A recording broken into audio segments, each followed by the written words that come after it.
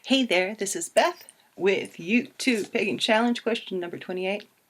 Do you have a spirit, power, familiar, animal, creature, thing? Hold on. Okay, I'm back. This is and was my familiar. That is Tamsin. That is Tamsin when he was young and robust. He lived to about 18, 20 years. I'm not really good. I don't even track my age very well, so. But that's my little boy. I got him when he was a kid. He went through about 4 or 5 different owners before I got him.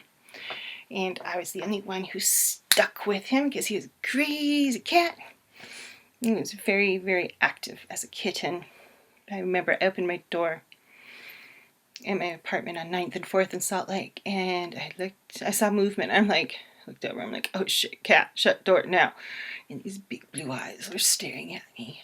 I was just like, oh. I had a friend who had been threatening for a few years to leave a cat in my apartment, and she finally did. And it was all good and dandy because he stuck with him. He stuck with me. This is actually up here in Montana. I was living in Salt Lake, and this is in the old cabin during probably Christmas vacation. He traveled well, so he'd come with me a lot of times if we were driving. But that would be my familiar. He grew up in a magical environment and was very much attuned to those things and to me, especially to me. Yeah, he was a great cat. Even though he was high maintenance, he was a great cat. Would not have, I just love him dearly still. And I have another cat now, Wilhelmina, and she's not quite as magic. She likes to lay on tarot cards and things like that, but there was more connection. I don't know how to explain it. There's a subtle difference that happened with Tamsin that hasn't happened with Wilhelmina, and I think it's because I had Tamsin from the time when he was so young, and I've been working magic around him for so long. So that was my familiar. And he still is. He's dead now, but he's still around in ways. Yeah, he's still around. So spirit and power animals also. Snake. Snake has been a very powerful creature for me to work with. Snake came to me my death card year, and has stayed around. And it's a very interesting. Snake is a very intense energy to work with, and still very, to the point there was this, I don't know why it bothered me, because there's always, in the summer, there tends to be dead snakes on the road, because they go crawl out and sun themselves, and then they get ran over. And there was this one, and it just bothered me. It was dead. It was mostly decomposed by that point in time. It just bugged me. And so I grabbed some medical gloves and plastic bagging and scooped it up and put them in the garden. And ever since then, I've been fine about that snake. For some reason, I had to go pick that snake up. And originally I was going to say the bones, but it turned out the bones didn't matter. It was somehow bringing snake home and putting snake in my garden. So it nourished my garden. But snake, yeah, I've worked with snake. Falcon, for a while, was big in my life, working with some money issues. Not so much anymore. Kind of peripheral. Like, every once in a while, Falcon floats in, flies through, as it were. There's a little drive-by and drops off some information, but nowhere near as intense as snake. Falcons never showed up in my art.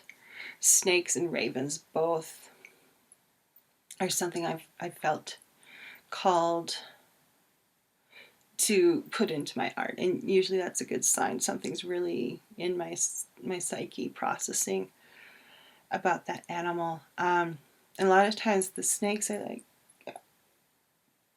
to do too. Sometimes it's like coming around, like it's my head or the lady's head a lot of times and down, kind of on her shoulder. He's a supporting character, very much so. And ravens really started popping up after working with Frigg and kind of starting to work more with Odin also. Really just ravens everywhere that year. Around here we've always had them, but not to that intensity. It was kind of crazy. And we still have quite a few, but it doesn't feel quite as intense as that first year. Or maybe I'm just used to it, having so many around now. So Raven definitely has become more in my life.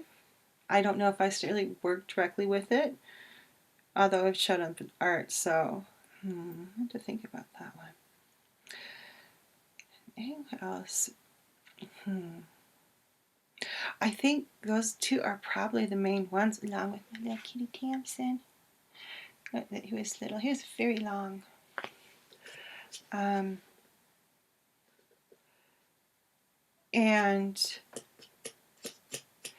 I kind of work them more with these guides as animals as more of a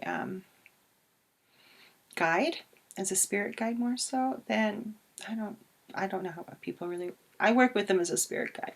That's how I view a snake, especially.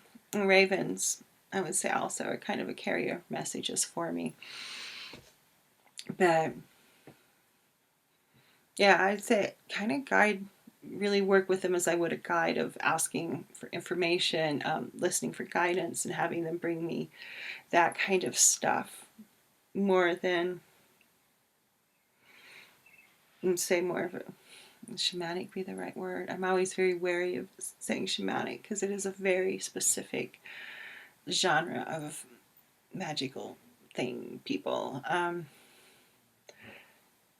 or morphing into one, and don't necessarily work with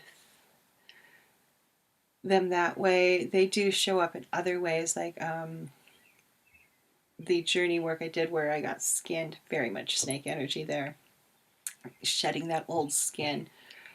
And I often use snake imagery when talking to people of shedding the skin, because you'll hit a point in change where it's like you're not quite ready to shed that skin, but it's feeling too tight and it's uncomfortable right before you're ready to let it go.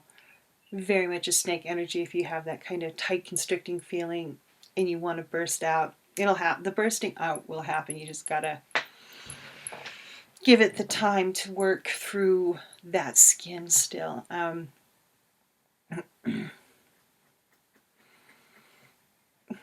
Yeah, I think that's about it today. Snake, my kitty Tamsin, ravens. Those are kind of my three main ones. Sometimes falcon are really my three main ones at the moment,